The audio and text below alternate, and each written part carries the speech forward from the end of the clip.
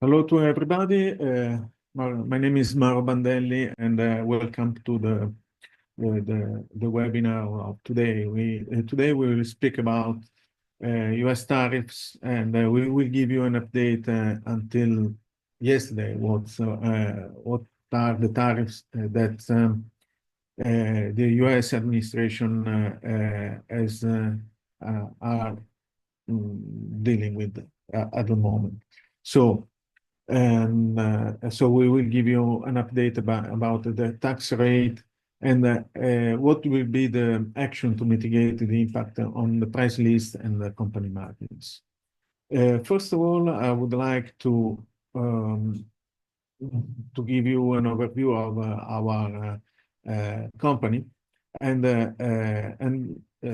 we will talk about the action that we can have to limit the impact on the economy regarding tariffs.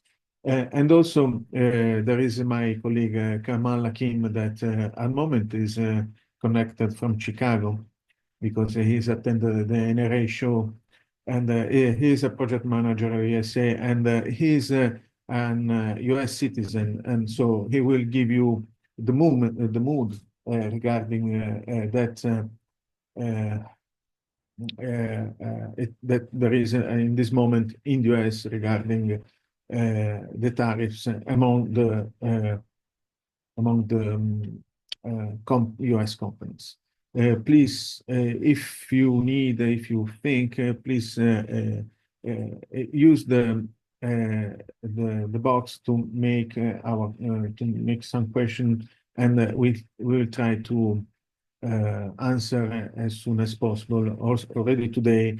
If not, if we are not able to answer back today, we will answer you in the next days. Also, an interesting option. We have an interesting option, and you can. We have an IT tool that is working with Zoom. It means that you can receive the immediate translation of what we are saying in the subtitle. So if you want, you can click on the icon below, then select your own languages or own language. And for example, at the moment, my own language is Italian. You can select your own language. That could be Spanish, English, or Korean, or whatever. And you will see immediately the translation of what we are saying in your own language. Just a few words about who we are.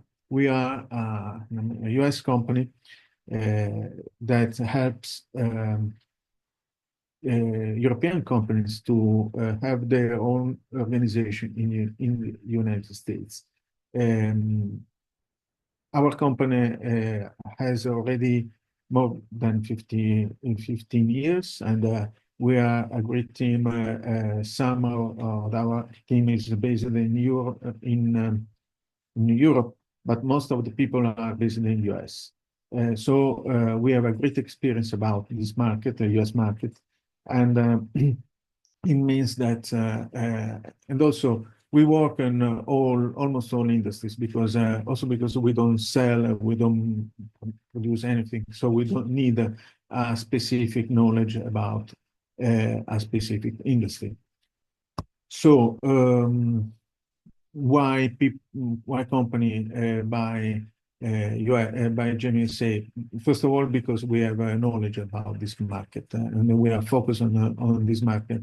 Even if we can say that we have a sister company that provides the similar services in Middle East, based in Dubai, where we try to provide similar services. And also, most of companies decide to buy our services also because we act as a one-stop source company. It means that a company that decide to work with us usually ask us multiple different services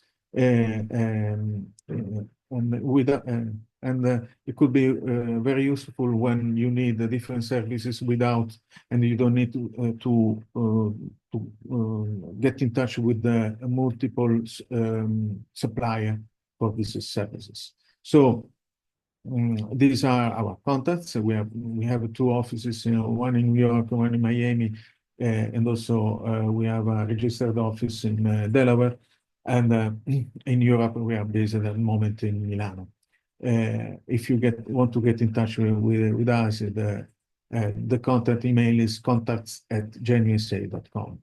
As I told you before, Genuine is just a company that belongs to a larger network, and now we are selling the same services in Middle East and in other in other continents. What we do mainly advisory. It means that we provide services as market analysis, feasibility studies, and we support companies in looking for incentives in US. And of course, we support companies in illegal tax issues, and we have a wide knowledge about visas. We work a lot on visas to move people, move employees from Europe to US. One of our core business is the hosting of the companies. It means that all our customer has a corporation in the US, and we host their corporation in our office, and we provide them all the services regarding the operation. It means that we provide with our people, with our employees, administrative services, accounting. Also, we deal with order processing, customer service. We ensure the HR administration, and so whatever is needed to run the company, except the business development. What also we do very well is the headhunting. We look for people in the US for our customers, and we look for warehouse for our customers where they can stock their products, and we provide a transfer pricing project. Last but not least is the M&A and greenfield area. It means that some companies that want to have a big step in the US, they decide to buy a company. So we are able to find companies to buy in the US, and also sometimes they decide to start a greenfield project. So we're able to work on the side of the company regarding this greenfield project. These are some most of our customers that we work with, and at the moment. So this is time to ask my colleague Kamal to introduce himself and to talk about what is the mood in US and what is happening. Thank you, Kamal. Thank you. Thank you, Mauro. Good morning, everybody. Good afternoon, actually, for everybody in Europe. As Mauro said before, I'm currently in Chicago. I was here for attending the National Restaurant Association trade show. I'm based in our Milan office, so as an American living in Europe, I can kind of understand the feeling and the vibe about what's been happening with these tariffs. But as having the opportunity to travel frequently back to the US, speaking with our partners over here in the US, and just the overall mood in general, I can say that it's a tale of two very different pictures. So in the US, for the last 30, 40 years plus, a lot of manufacturing jobs, a lot of blue collar jobs have been disappearing, especially since the 2008 recession. The US has never really came back in terms of number of jobs in manufacturing and blue collar work. And so leading up to Trump's election and also the second election, 2024, many people are frustrated. Many people are out of work or they're underemployed. Um, Now, the majority of these people are undereducated. Let's say they have well, maybe a high school degree. They work their whole lives in manufacturing, and this is all they know. And so when something like that is taken away from them, they're not able to provide for their families. They're not able to, let's say, live up to their potential. And these people are middle-aged by this point. So that's, I guess, the overview of where the sentiment was in the US and why Donald Trump was elected in such a way again for the second time. And because of this, a lot of Americans support tariffs.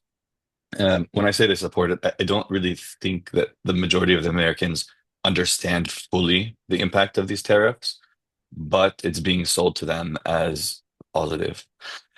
Something interesting I'll show you later on in one of the slides is how Donald Trump's approval rating has fluctuated over the past 2 months. I'll save that for later, but just keep in mind that things are a lot more fluid than they seem over in Europe. You know, when the Liberation Day happened on April 2nd, many people in Europe, understandably, justifiably so, started panicking, not really understanding what are the scope of these tariffs, how can they effectively export their products to the US. And so my role of this presentation is to give the other point of view and also to share with you some ideas and some strategies to potentially mitigate these challenges. So, as I mentioned, the tariffs are seen as justified by the majority of the US population, and that majority is only growing over these past few months because many in the US view the tariffs as a necessary step to protect the American jobs and industries, which have been wiped out from quote unquote unfair trade policies enacted by previous administrations. And more than anything, they're seen as a leveraging tool in trade agreements.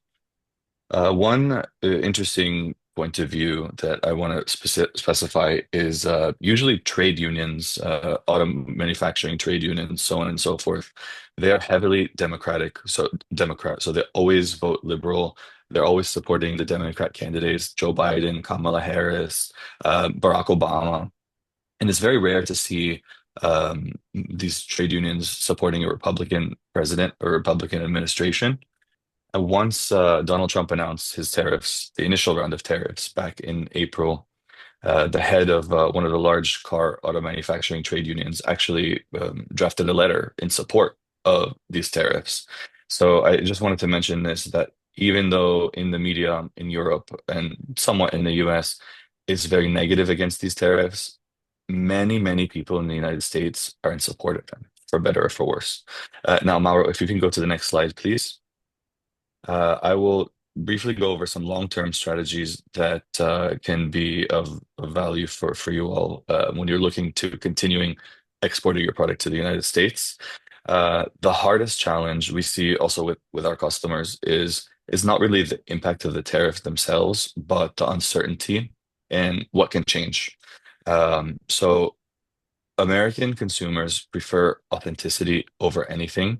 So what we say to some of our Italian customers is emphasize made in Italy, but this also goes for many other factors in Europe. So Germans and Swiss and French are known for very strong manufacturing processes, very high quality products. Even here in NRA, the National Restaurant Association, I was talking to many equipment manufacturers from Europe, specifically a German company, and they import their product into the US. And before speaking to them and sharing to them about Gen USA and what we do, I was a little bit hesitant to talk to them because as an American, I was a little bit apprehensive to see what they would think about me and because of the whole tariff situation.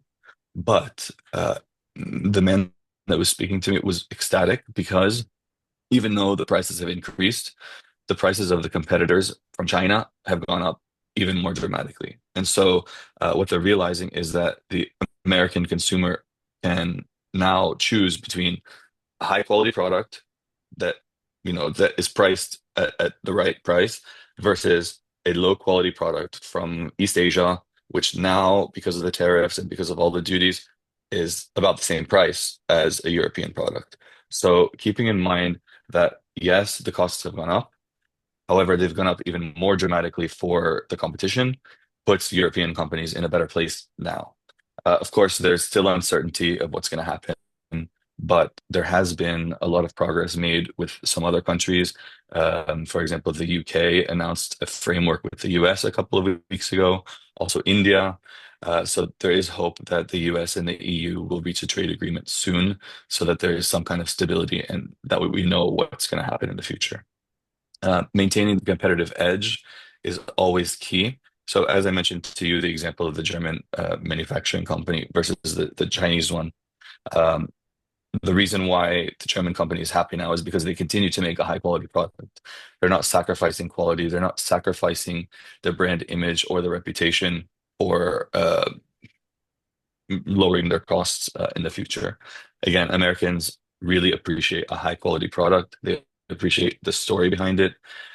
We work with a lot of Italian customers, also a few Swiss customers as well. And what we always say to them is the value of the product is worth a lot more than a short-term mistake that could lead to something that will unravel for many years to come. Please, Mauro, continue on to the next slide. This one? So at this moment, there's a mix of concern and acceptance in the U.S. market. Some sectors have been affected more heavily than others. What comes to mind is the steel imports at 25%, auto manufacturing at 25%. However, the tariffs overall, the blanket tariffs have been reduced to 10%. Um, and what I believe is that there's going to be some kind of equilibrium coming up. I think that there will still be a tariff from EU imports. Maybe it'll be 10%, maybe it'll be slightly lower, but overall, it will come down to 10% from all the other different variations, the different variables. And the people in the US, at least at the moment, because they're not feeling the impact yet at the grocery store or overall purchases, uh, it's actually increasing. So they are more in support of the tariffs. Everybody I'm speaking to here is in support of these tariffs. People that are not Republican, people that do not support Donald Trump, people that are just living their normal lives are more in support of the tariffs now. They think it's a really big positive than, let's say, a few months ago before this stuff was announced. Um, so even in political uncertainty, because in the US, as in much of Europe, much of the world, the politics changes from every few years. So there's always this political instability.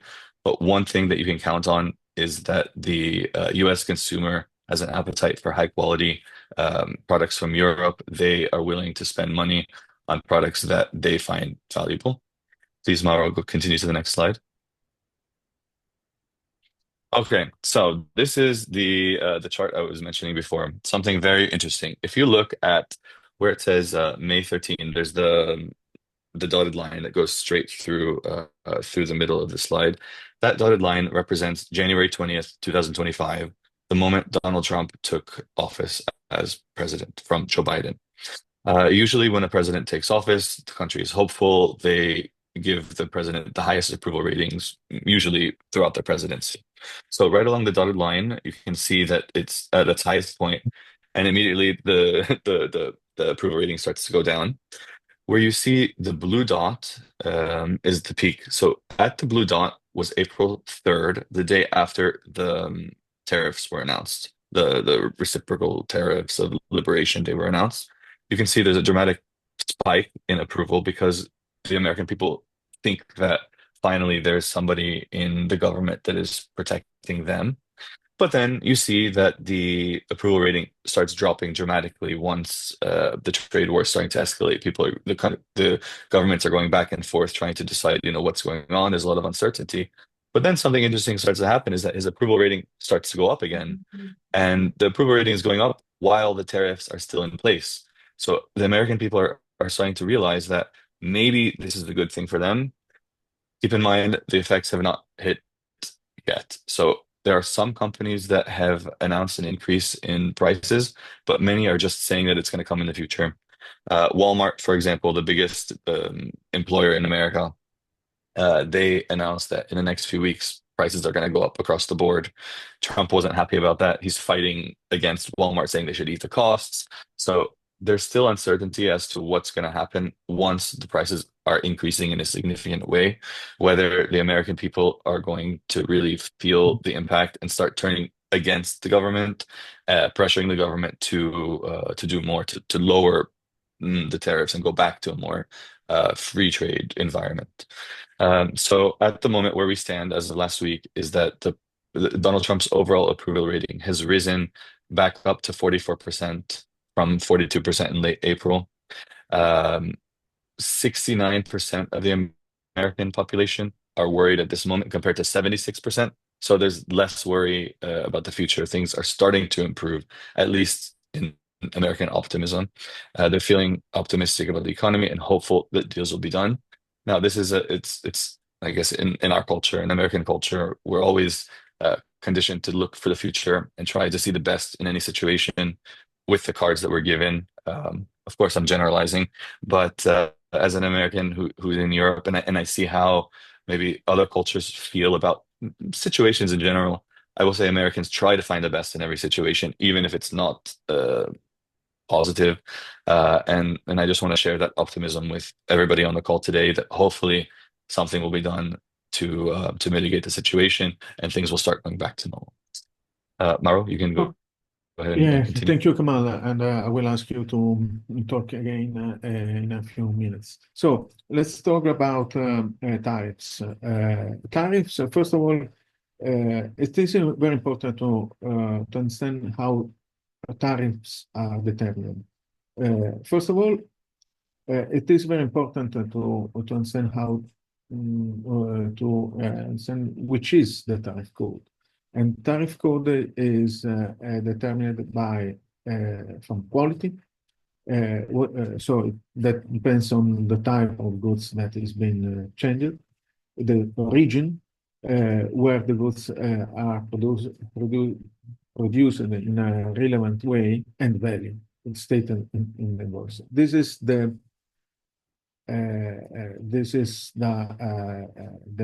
percentage, how is determined the percentage of the tariffs. Then the tariffs are also are made, could be, there are many types of tariffs. So there are ordinary tariffs that are the ones that are applied in a standard way to a category. The compensatory tariffs that are applied when government subsidize a specific sector. The anti-dumping tariffs are applied when certain goods are sold below the fair market value, and punitive. So which punitive tariffs? For example, the tariffs that at the moment the U.S. administration are doing are applying against China regarding the fentanyl crisis. So which are the tariffs that a European product exported to US has to be paid? First of all, there is a generic standard tariff of 10% or most important from most US countries around the world. Then there is 25% on steel, aluminum, automobiles, and auto parts. Then, at the moment, there are 30% on product imported from China, then basic tariffs plus 20% for fentanyl punitive tariffs.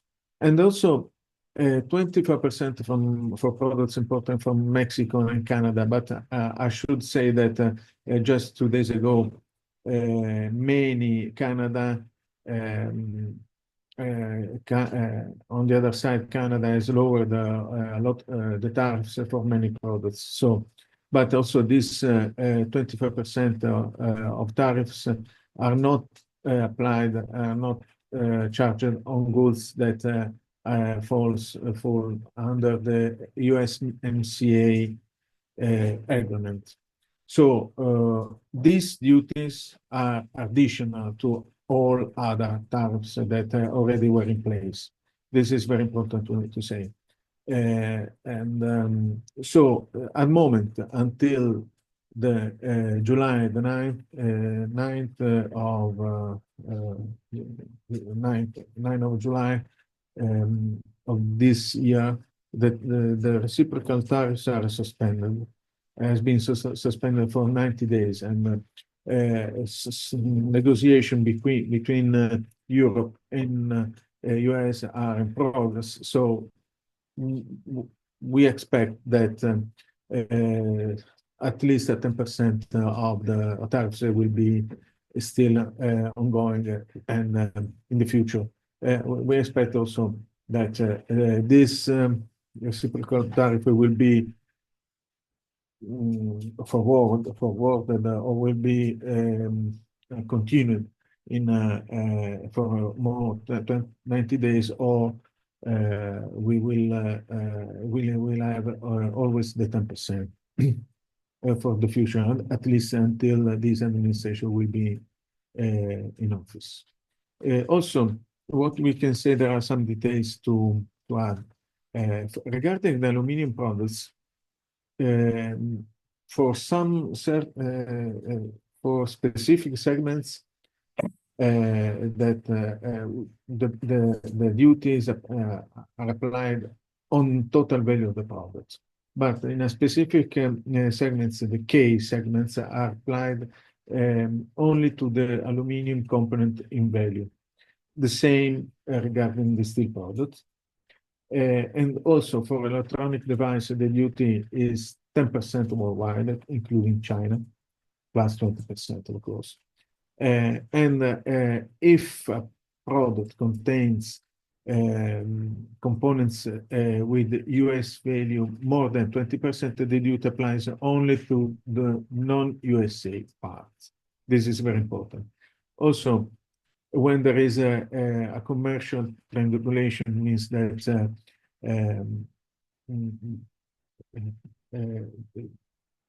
the duty that is applied always to the regards where the product is produced, manufactured. If it is manufactured in China, the duty will be always the 30%, even if it comes to, for example, to Belgium, and then it will be shipped to the US, or if it is bought by a German company and shipped directly from China to the US. Also, what we can say that is from May 8th, there has been an agreement between USA and the UK, and what is done that the USA will apply only 10% instead of 25% on the first 100,000 UK vehicles imported annually in US, and has been eliminated, cancelled, deleted all duties on British steel and aluminum imported in the US. And this is the main agreement that US and UK have been achieved. Also, there are some specific categories that has been that are not included in the tariffs that we have talked about. For example, pharmaceutical products, copper, semiconductors, technological semi-finished product, and many other strategic and important products that usually are products that are not produced in the US or are really strategic in the US. And also, some other products are not charged by the tariffs, are some luxury goods that, for example, golds or something that are considered as investment, has been bought as investment, or digital services, Also, all goods valued under 800 US dollars that has shipped to the final customer. So all the shipment from US from Europe to US where the value is under $800 has not been, they are not charged with the tariff. This rule is not the same for China because for China, the goods shipped from China under the 800 US dollars they have a tariff of 45%, no, 54% on the value or minimum $100. Also, timber and wood products are not there is no tariffs on that. Strategic minerals and the metals as nickel, cobalt, graphite, lithium, tungsten, rare earths, crude oil, natural gas, coal, and lignite. And also all the material, all the books, films, artworks, donation are not charged of 10% of tariffs. Come on. This is the framework of chart of the regarding the tariffs. Of course, there are some more specific information that we can provide, and also the situation is always ongoing. So every day there is a new news. So it is very important to get to be updated about that. And mm, I think that my view is that we will have a more clear idea after the summer, or after when all the agreement will be done between U.S. administration and all the governments. What we are lucky that all the Europe, all the nation, all the countries belonging to the Europe will be together making the agreement with the US. This is really important. Come on, do you want to say Yeah, something about this slide? yeah, I also agree with Mauro. I think that after the summertime, we'll have some more concrete idea for the long-term strategies. Now, what you see here on the slide shows the trade deficit between the United States and three of the top trading nations, starting from 2000. If you look all the way to the left, we can see that China had, a very slight, let's say, exported slightly more to the US, but then as the years have continued, China's net exports of their manufactured goods have grown more than 25 times over the past 2 decades, thanks to many things. But number one is cheap labor, but a lot of cheap labor. So even though the labor costs have gone up over these past 20 years, the fact that there's just so many people willing to do these kind of jobs is definitely valuable to China. The economies of scale, but also the introduction of China to the World Trade Organization in 2001 really got this going. It normalized trade between China and the world's economies in the US and Europe, and it increased imports from China to the United States exponentially. So on the top, we can see that correlates. So the net export of manufactured goods from China to the US has continuously increased, while on the bottom half, the trade deficit between what the US exports to China and what China imports to the US has also grown exponentially. In the United States and many other countries around the world, consumers have really been able to take advantage of these cheaper goods for um, the factors I mentioned before, the cheap labor, the economy of scale, they also manipulate their currencies in many different ways.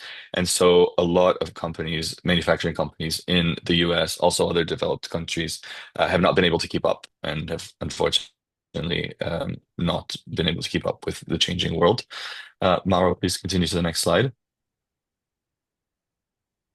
So, what are the main objectives of the tariff policy? Now, these objectives are subjective, I would say, because things change all the time. But from what we can deduce, what are the most key points about what Trump and the U.S. government are trying to achieve? We bring it down to five key points. The first one is the reduction of the trade deficit. The second one is to protect and revitalize the American manufacturing base. The third one is a response to unfair trade practices, and then strengthening national security, and finally, to increase revenue from imported goods as a direct government income. So, looking at everything all together, we see that there's really a sense that the U.S. is falling behind, and the U.S. wants to bring in income, but also protect their industries for the future. So, if in case a national security situation were to arise, the U.S. wants to be able to manufacture the products to protect themselves internally. So the trade deficit is something that Donald Trump has been talking about for years, for more than 10 years. But also other presidents have been speaking about it. Unfortunately, as time has gone on, the deficit has only increased, especially coming from a country like China. Um, and so Trump's main goal, what he always says, is he wants to reduce the trade deficit because he considers it to be unfair. Something interesting though, as it pertains to Europe and other countries besides China, is that these trade deficits are on manufactured goods, actual physical products that exchange hands between the countries. But if you look at the trade deficit between the U.S. and countries in Europe, factoring in services, the service economy, we can see that the United States actually has a much smaller trade deficit with Europe if you factor these into account, which is something that's coming to light now, and I hope will be a factor of the negotiations to create more favorable trade between the US and the EU. Protection and revitalization of American manufacturing, as I had mentioned before, and Mauro said as well, these tariffs are trying to revitalize the manufacturing, to bring back manufacturing to the United States, to create jobs and also to increase the GDP of the United States, so that there's always potential for people to find jobs and also to increase the patriotism of buying US goods. A response to unfair trade practices, the administration has accused some countries of engaging in unfair trade practices, such as dumping their products and population. And I know quite a few of you all watching can attest to that have probably been affected by these, whether as competition of selling your goods to the United States or as being affected by it in your own countries because of the very, very low cost of some of these products, which are subsidized by the Chinese government and also by the way that they manipulate their currency to deflate the value of their currency and in a way lower the price of the product coming into your countries. Strengthening national security. So, as we saw during the COVID-19 pandemic, and this is something that is always in the news in support of the tariffs, why Americans should support the tariffs, is because during COVID, the US ran out of masks, ran out of PPP, protective equipment, ran out of needles to inject the COVID vaccines. And so, because of this, it opened the eyes to many people in the United States that while a lot of our products are coming from abroad, not only from China, but also from India, from Europe, a lot of the pharmaceuticals. And so people in the United States are focusing a lot on that. What would happen if a greater issue were to come and the United States could not produce the goods needed internally to protect the population? You can think about the Second World War, for example. The United States was able to beef up its manufacturing because it had so many manufacturing plants producing cars and airplanes, and they converted them to military use. Now, however, the United States, I guess, in a proportionate point of view, cannot ramp up manufacturing, God forbid, something external force would take over. So that's a key point that they want to highlight is that if we are able to increase our manufacturing for consumer goods, then in times of war or in times of hardship, these factories can be easily converted to a wartime effort. Now, the final one is for revenue from imported goods as direct government income.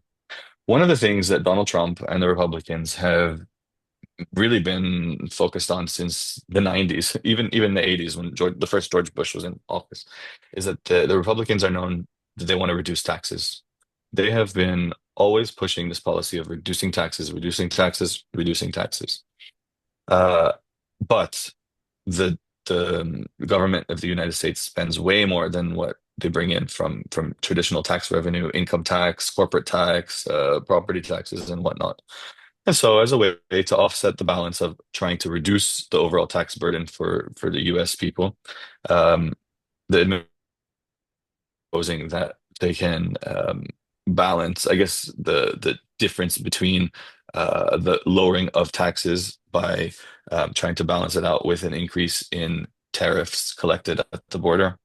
Um, I don't know how effective that's going to be, to be honest. There have been many studies that show that even though there are billions of dollars being collected at the border now because of the tariffs, it's just a very small percentage of what would be lost if the tax rate continues to go down for the American people. So that's a way that it's trying to be sold as to the American people. Hopefully, it will be balanced in the future, but that's one of the key points. Please, Mauro, continue to the next slide. America First, the BABA program. BABA stands for Buy America, Build American. So this policy was first started by the previous administration, Joe Biden, just to show you that this issue, these talks go beyond political boundaries. The American people in general are frustrated by the lack of jobs, the lack of things made in America. And so when Joe Biden was president, he instigated this bipartisan infrastructure law, with the main objectives being the promotion of American production, support for a national supply chain, and extended application to transportation, infrastructure, energy, water, and public construction. In a way, what this does is that it incentivizes the US companies to invest in these sectors as a way to receive more favorable terms in government contracts and, let's say, better tax breaks for these companies. And in return, this can strengthen the United States internally from being able to produce their own infrastructure. Please, Mauro, continue to the next slide. What this means is that it allows these companies to have access to federal funding. The companies that comply with this program are prioritized in the allocation of these federal funds. Now, we're talking a lot of money here. During the Joe Biden administration, the deficit increased more dramatically than any other president in history, mainly because of COVID. Let's say first and foremost, there was a lot of COVID recovery money. But Mauro, your screen went black. I don't know if it's just for me or if everybody, but No, I don't no, it's see working. your side. Ah, there we go. There, now Oh, it's it's back. working. Okay, I see it again. Sorry. Perhaps the Wi-Fi here is not so strong. So it what was I? Yeah, so I was saying a lot of the government money that was invested during the time of Joe Biden was to increase this. He had a very different idea of how to bring manufacturing back than the Trump administration did. Trump thinks that by putting tariffs on, it's going to incentivize the U.S. companies to manufacture locally, whereas the Biden administration had the idea that we need to really incentivize companies to build in America, not in a way to harm companies that are are manufacturing abroad, but really to incentivize them in a financial way so that they can actually build in America. It has been quite successful over the past few years. However, it's really early to judge how successful it's been. And now that there's a new administration coming in that has a completely opposite point of view, it would be interesting to see if this initiative continues and if the spending will continue, and the incentives will continue during the future.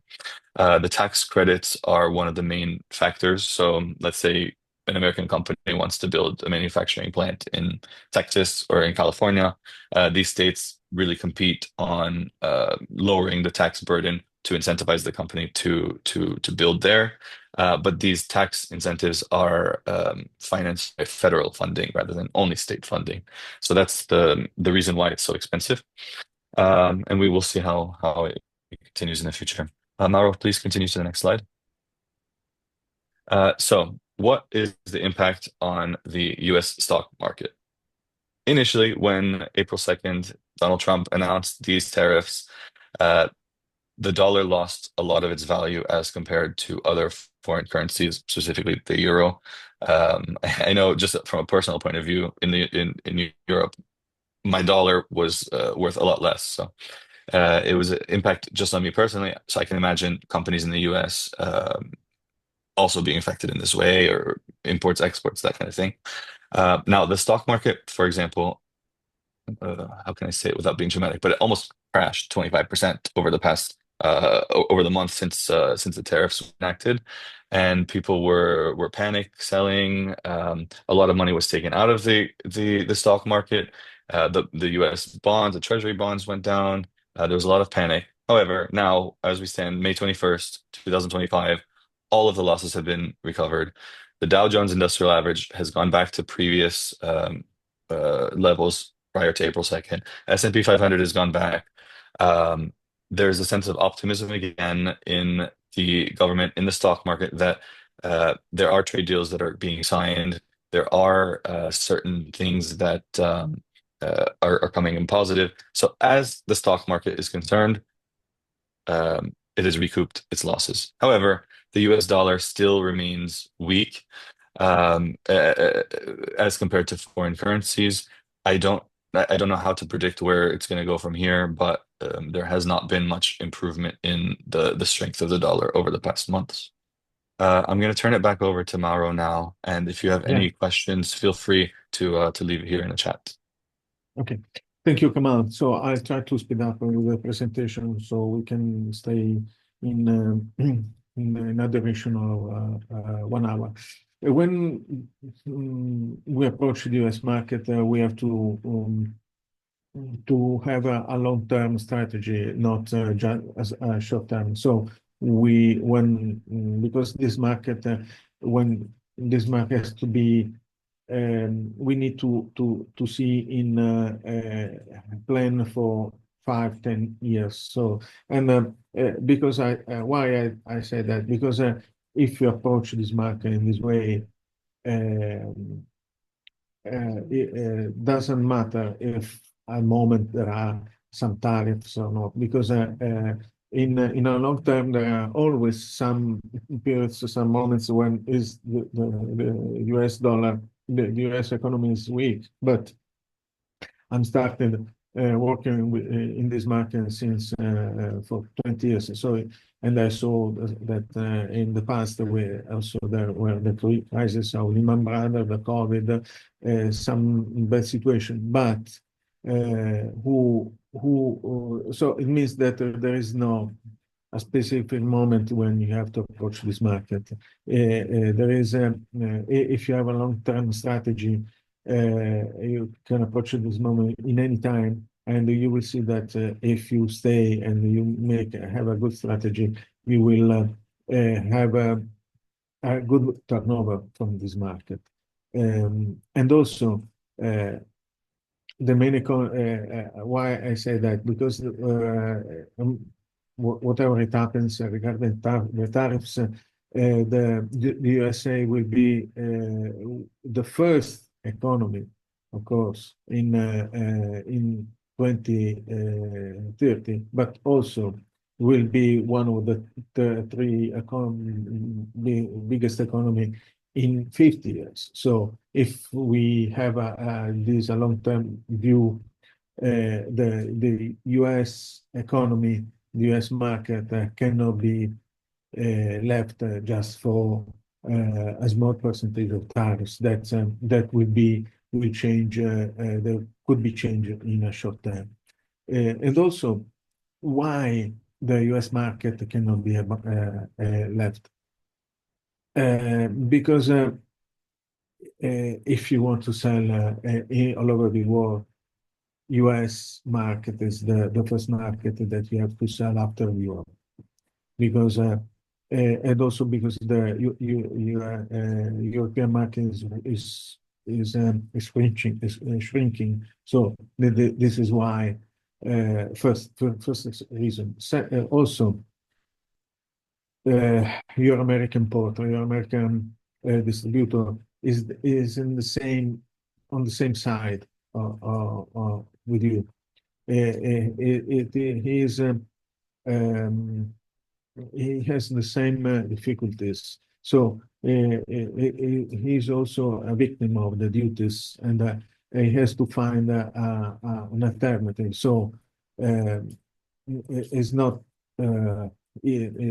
fair to leave your counterpart, U.S. counterpart, when in a moment when there is some difficulties. Also, and also if you leave the market, of course, you are not able, you will be not considered reliable and opportunistic. So it means that it is not possible, and it is be very hard to re-enter in the market. And also, at moment there are tariffs, of course, that your margin will be reduced, and there could be a period of loss, but this period could be considered an investment to protect your previous investment that you have done in this market. But what I can say that the companies that has invested in this market they have consolidated their margin and turnover all over the time. So that's the reality. What are the strategies to limit and to cope with the 10% tariff? First of all, it's important to is able to renegotiate the contracts because the agreements because I'm sure that a lot of companies that they have done the agreements 1 year ago, also 2 years ago, to deliver the goods and the plan and goods and the in after years. So it is important to make a new agreement and to share the tariffs. So that's I'm sure that the lawyer are very happy to work on that. Also, is it possible to consider the first sale value rule? We will explain later in detail what's the meaning. And in the past, has not used it a lot because most of the tariffs were zero. So it was not meaningful to use this rule. But now that the tariffs is 10%, it could be meaningful to use it. And also to redesign, it's important to redesign the product and to position, to raise the positioning of the brands, of the products in order to explain and to justify the rise of the prices. Also, could be, I can say again that the shipment of value of under $800 will be out of without any tariffs. So could be useful to know. What could help a lot is to set up a legal entity in US because you can work on transfer pricing between company of the same holding, and I will explain what does it mean later. Also, it is time to break down the transfer price and because it is important to know that the tariffs are applied only on the strict value of the goods, only on the industrial cost plus the raw materials. Also, could be you can do a sort of tariff engineering. It's very hard to do, but sometimes it's possible to modify the products and the packaging in order to design to produce a product that falls in less expensive tariff categories. Also, what is could be suggested is to integrate the product with the US-made components. It means that also the tariff could be charged only on the non-US made components. Could be meaningful also to stock goods in a free zone in the US. So it is possible to delay the payments of tariffs when the sale has been done. It could be very interesting to assembly in the US. So it means that you can shift part of the production process in the US. And also, is it possible to ask for a duty exemption to the immigration to the custom agency? Sometimes I can say that in the four past year, 13% of the of the uh, uh, 13% of the products has been exempted by the duties because the importers show that products are strategically important for the US. Is it not possible to find the same product in the US? And the tariffs applied on the products are, or what I can say, are destroy the industry, the sector of the sector of that products. So, first route, what does it mean? That sometimes it happens very often happens that, for example, in the fashion industry, that a goods has been bought from a company for the first supplier, then sold to another supplier, then another supplier, and then sent to the US, and then sold in the US customer. So with this rule, is it possible that the tariff will be charged only on the first tire of the intermediation? It means that if a goods has been sold, for example, for 75 euros to a company, and then other companies bought and sold to the US companies, the tariff is charged only to the first tire of the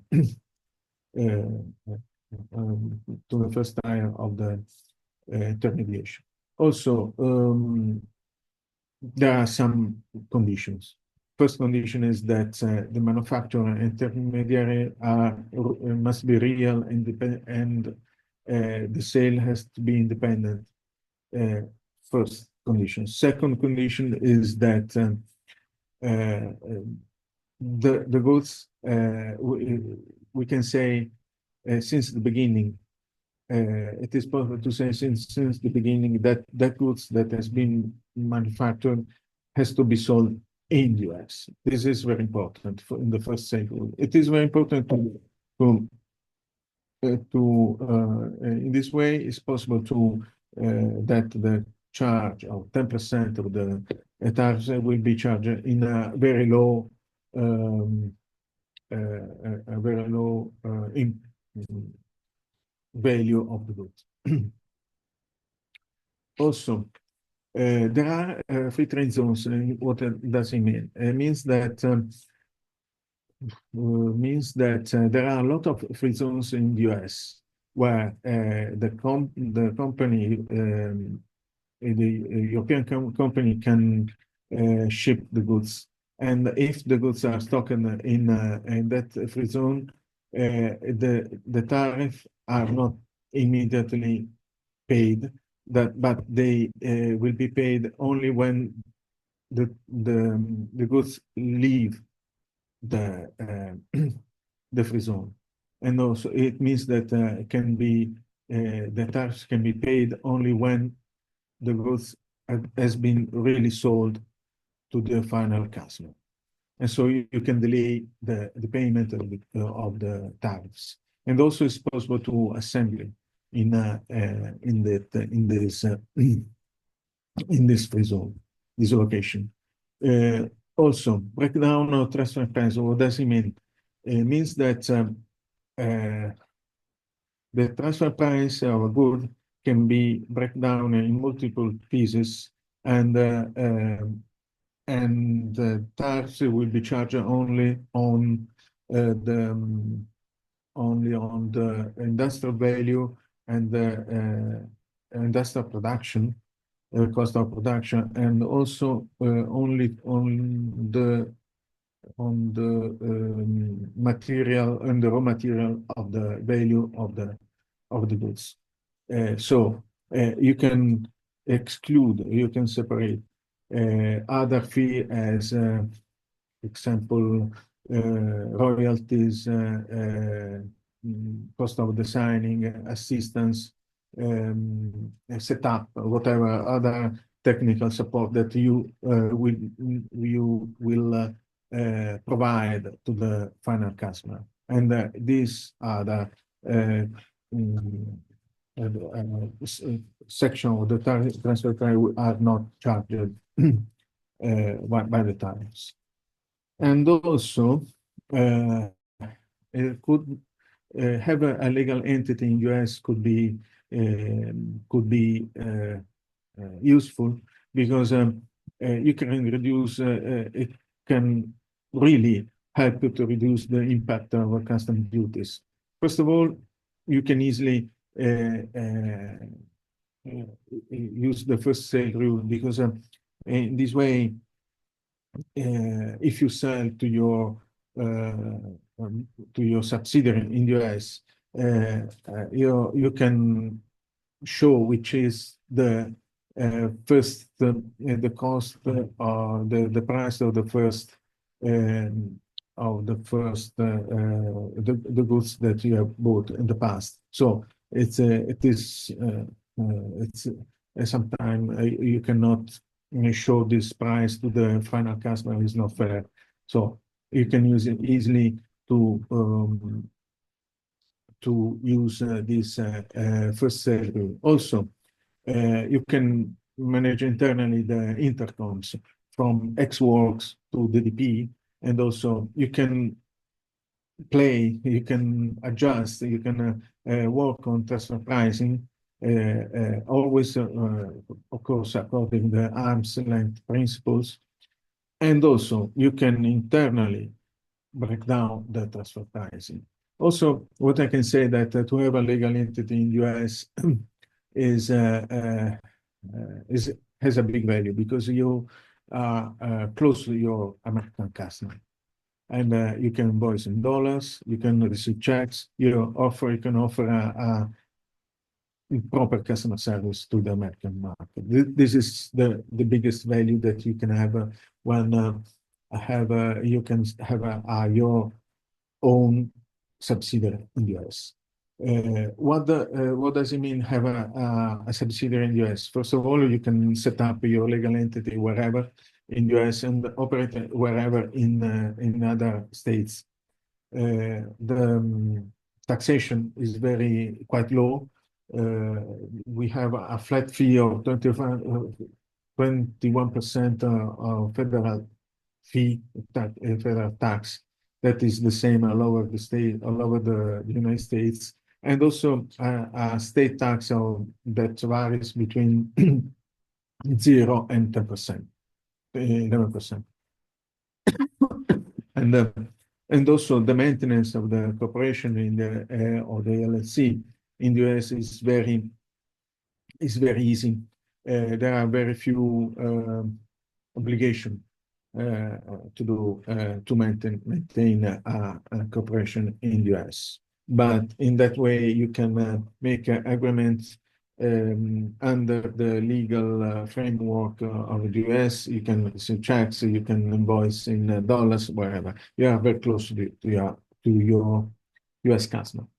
And also what we do for a lot of customers that have already a subsidiary in the US or they set up a new subsidiary, what we do is to host their company, their corporation in our office, and we provide people for the daily operation of the subsidiary. We work in English on your own language with the headquarter in Europe. And our people in the US, they provide all the operation that are needed to run the company as administration, accountability. We deal with the legal and tax issue, and also we provide excellent customer service and other processing, and of course we provide we manage with the HR management of the employees of our customer. So in that way, the company in Europe can focus and also in US can focus on the business development or the production, and also there is no need of a local staff for operational day activities. So the time is done. So these are our location, our contacts. I think that there are a couple of questions coming just clear now. Thanks. No. Okay, can you explain storage and free zone? So the same guy has seen that I have already explained. So when if you stock in a free zone, you can delay the payment of tariffs. Also, you can assemble, you can produce, but of course, until the goods are in the free zone, you don't pay the tariffs. When the goods leave the free zone, of course, the tariffs has to be paid. Okay, I think my colleague Kamal is on the other side, but I think that his Wi-Fi is dead. So I can say thank you everybody for attending this webinar. I hope to have a new webinar in the future if there are some news regarding tariffs. Of course, we hope that the tariffs will be lower as much as possible. And thank you very much. And if you need to go in details or whatever it is done possible to do to lower the impact of the tariffs, just get in touch with us. You can see our email down there, that is contacts@gen-usa.com, or you can also email me directly. That my email is mauro.bandelli@gen-usa.com. Thank you very much for your time, and see you soon.